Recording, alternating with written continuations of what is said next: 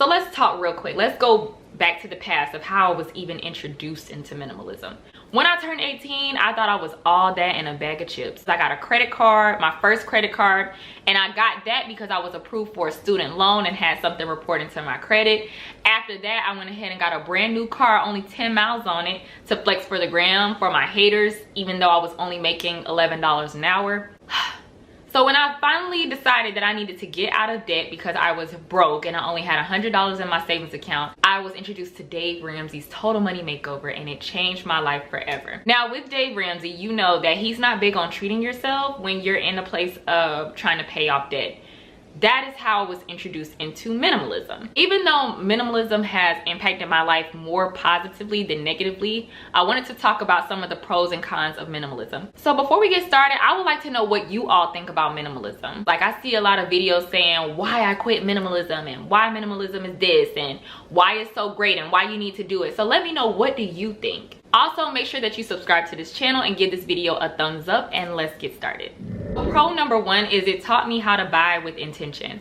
I would say I was the person who bought stuff just because I had the money. You know, with minimalism, I was very strict. So I started making a list of things that I needed, and that helped me so much. It helped me stay in budget and everything. There is such thing as mindless spending, where you spend money and you don't think about it. That's most of Americans, I think.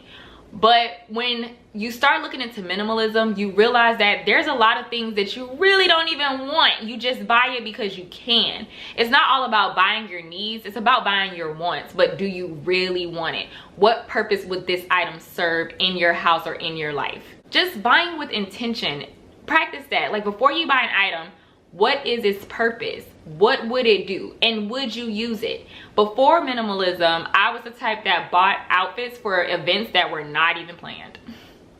Brunches that I might go to one day. It's just so unnecessary. Or a trip that I might go on one day.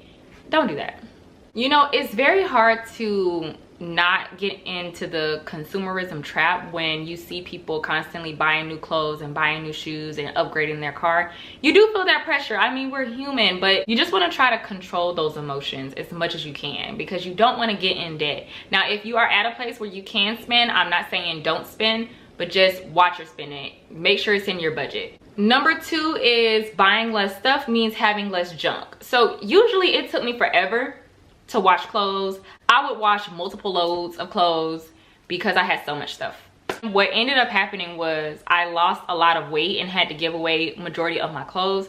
So that contributed to me cutting back and cutting down. If I do want to buy maybe an outfit or something, that's cool, but I try to get rid of something I don't like and replace it with the new item. Having a bunch of stuff is time consuming. I'm like that with my child as well, because he has particular toys that he likes and he has certain phases that he goes through.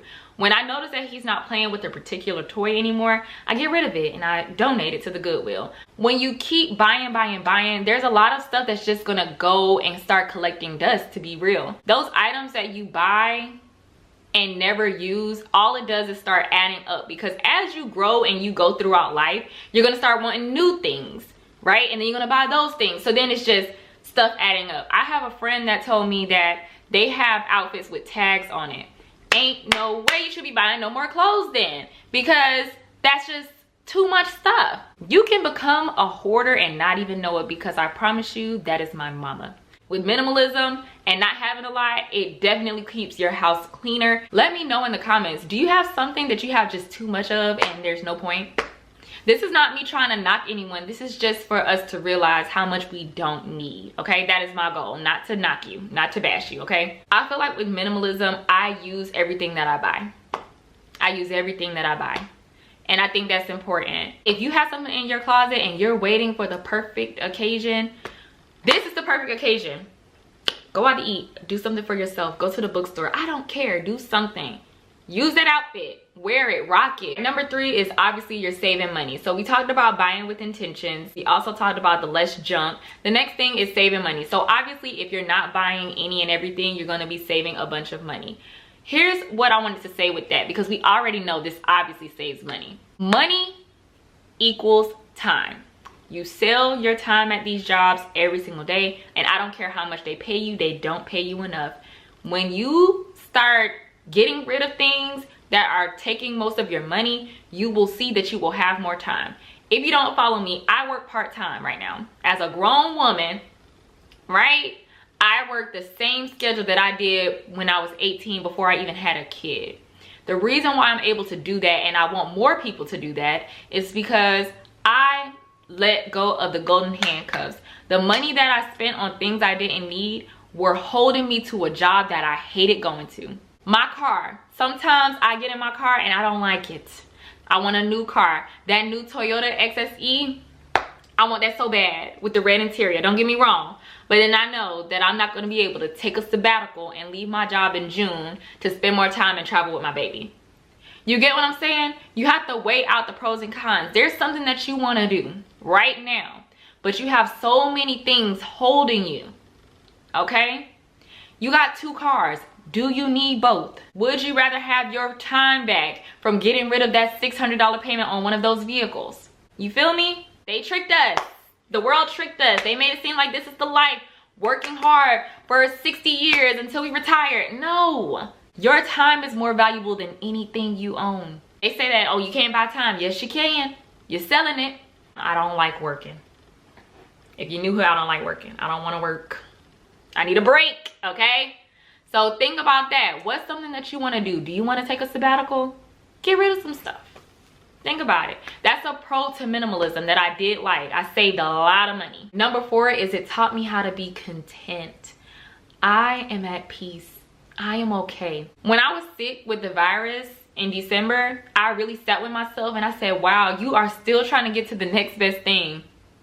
There was a moment when I was homeless and living in a hotel that I prayed to one day have a house. And I got the house and I don't even do anything with it. Now I'm trying to get a mansion.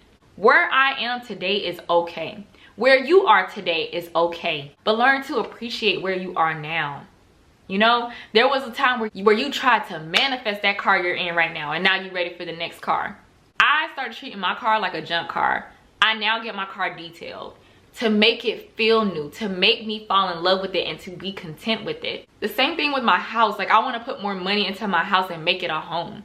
So y'all will see more home renovations. Make sure you subscribe, because I'm grateful and I just want to learn how to be okay and live in the now. My sister told me that I live in this house, but I don't live in this house. I was about to rent this house out, y'all. I'm not even gonna lie. I was like, let me find someone to rent this house so I can go ahead and get my next house. But I'm okay. Like, I'm just like, I love my life right now. I work part-time. I don't make a lot of money, but I get to do my YouTube. I get to take a nap when I come home at 1:30. I'm all right. When you spend less, you need less. Sorry, y'all, I had to take off that lipstick, but let's get into the cons. So the number 1 con for me is the fact that minimalism has become more of an aesthetic than a lifestyle choice. So when you look into minimalism, you'll see people with 1 shirt, 1 fork, 1 spoon, 1 cup, and they're like, this is what this is. And I feel that we shouldn't put minimalism into a box. I feel that if you practice minimalism, let's look at the definition. So this is like a definition I like. It says minimalism is a tool to rid yourself of life's excess in favor of focusing on what's important, so you can find happiness, fulfillment, and freedom. Now here's the thing about that. Minimalism is different for everyone. If you're looking into this lifestyle, you're going to feel that you're not fit because of what they say minimalism should be, what it is and what it's not. And sometimes if you look into it too deep, you'll see it's almost cult-like for some people. I would say instead of minimalism, look up more simple living. If you have a car and you don't ride your bicycle to work every day, you could still be technically a minimalist. Next is not really understanding the difference between deprivation versus sacrifice. Okay, that is definitely a con for me. In the beginning, when I first started practicing minimalism, I didn't understand the fact that certain things that I cut out, I was depriving myself of happiness. I did at one point say, oh, this doesn't make me happy. I don't need this. I don't need that. But really, it really would make me happy. And I was depriving myself of a lot of things just to say that I was a minimalist, just to promote this lifestyle. You don't want to get too caught up into it to where you don't realize the difference between sacrificing things that don't make you happy, which is supposed to be the goal, or depriving yourself of things that you actually want. right? Just because it's a want and not a need. Does that make sense? Every person in life needs joy. Yes, you need the necessities, but it is okay to have things that you want. Let's promote simple living. Oh, it's a balance somewhere. We gotta figure this out. We gotta figure this out. Which brings me into increased buyer's remorse. Now, I will say this, especially with Dave Ramsey in my ear, I feel that I went through a phase of every time I bought something for myself, if I didn't want to deprive myself of this thing, immediately as soon as I got it, I had buyer's remorse and I would regret my purchase. But because I returned everything, I really do, I just returned it. Whatever it was, oh, I don't need it, let me go ahead and return this back to wherever. And usually it would be the same day.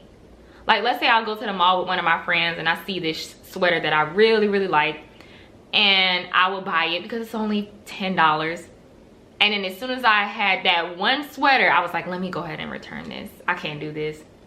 $10, that could go for something else. You know what I mean? Get out of that mindset. I want for more people to practice guilt-free spending. If you take care of business and you're reaching your goals, treat yourself to guilt-free spending. Have an account just for that. Okay? You deserve it. We work hard. There's no reason why you can't treat yourself. Treat yourself. As long as it's within budget, do it. I now have a list of things that are must-haves in my life. Like, I must have this, I must have that. And it's just my thing to myself. For example, going out to eat once every 2 weeks or even ordering food, that's my must. I won't get the new car, okay? But I gotta have some food. I love food. Even though y'all can't tell I'm only 96 pounds, but I love food. I love to eat. And then the last con is, and I would say is some people in my community, not y'all, but people who don't really understand it, the concept of minimalism, they will judge you or feel like you're broke. Now, someone, when I mentioned that I practice minimalism, told me, well, then you need to make more money. And I don't think they really got it, which is understandable. It's not that popular, especially, it's hard to find a lot of people who look like me in that community, to be real. Don't listen to the naysayers because most people don't know. They are not trying to hurt your feelings. It's just that they don't understand. It doesn't make sense to them, and it's something that they don't want to do, and I totally get it. And I think more than anything, people just have to choose what makes them happy. I don't judge one person. I don't think I'm better than one person, and I don't think one person is better than me. It's all about doing you. All 2022, do you. So I hope you all enjoyed this video. If you did, please be sure to give it a thumbs up. Make sure that you subscribe to my channel, and also follow me on Instagram at @theupgrade_Kiki, and I will see you all on the next video.